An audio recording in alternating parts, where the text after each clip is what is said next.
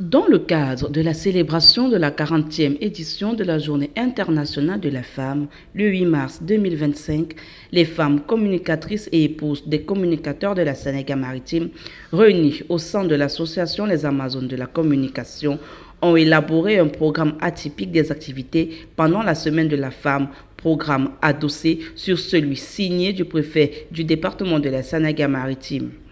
Elles ont lancé leur activité par une marche sportive le jeudi 6 mars 2025. Marche dirigée par le coach de l'association Emmanuel Cyril Bakania. Après des étirements à l'esplanade de la préfecture, pont de départ, elles ont marché jusqu'au complexe sportif Maurice Lapara de l'hostellerie de la Sénégal-Maritime. Oui, le programme des Amazones est le suivant. Déjà aujourd'hui, nous l'avons, comme vous l'avez constaté, nous commençons par la marche sportive, l'activité sportive, comme tout lancement, qui sera suivi tout à l'heure d'une table ronde et puis qui sera aussi suivi d'une formation en savon liquide et une descente chez l'un de nos parrains. Oui, l'initiative des Amazones de la communication a été mise sur pied après des réalités que nous avons vécues sur le terrain comme femmes communicatrices. Le but d'abord est de promouvoir la communication féminine dans le département de la Sénégal-Maritime et promouvoir le vivre ensemble.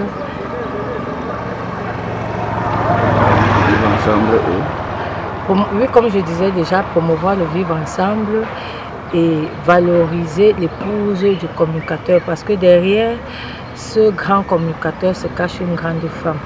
Mais maintenant, alors, comme je disais, il fallait valoriser parce que la communication féminine a été marginalisée en Sénégal-Maritime. Moi, Alette Eyike, qui suis arrivée ici, qui a même parachuté en communication, j'ai été tellement marginalisée où je me suis dit, il faut que ça change. Nous avons donc mis sur pied cette association qui a pour but de promouvoir la communication féminine, promouvoir le vivre ensemble, promouvoir l'autonomie financière de la femme communicatrice et de l'épouse du communicateur. Merci. Cette activité sportive a connu la participation d'une dizaine d'Amazones avec en bonne place la présidente fondatrice Arlette Eyike. Le lendemain, les Amazones de la communication départementale ont fait comme les autres. Elles se sont faites former par une monitrice sur la fabrication du savon.